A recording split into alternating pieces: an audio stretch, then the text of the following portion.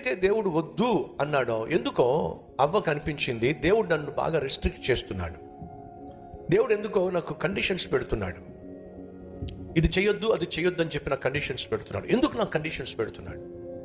తినడానికి నాకు ఫ్రీడమ్ లేదా? అది టేస్ట్ చేయడానికి నాకు ఫ్రీడమ్ లేదా? మీకు తెలుసా బైబిల్లో మొట్టమొదటి ఫ్రీడమ్ ఫైటర్ ఎవరో చెప్పండి?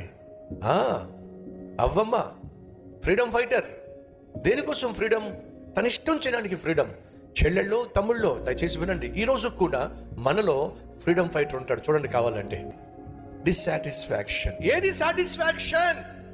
దేవుడు నాకు 99 పండ్లు తినమన్నాడు కదా, సాటిస్ఫై కావచ్చుగా? సాటిస్ఫై కాదు, అసంతృప్తి.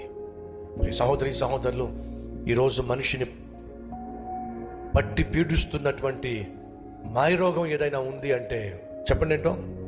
అసంతృప్తి. ఆ అసంతృప్తి నీలో ఉన్నంత కాలం నీ జీవితంలో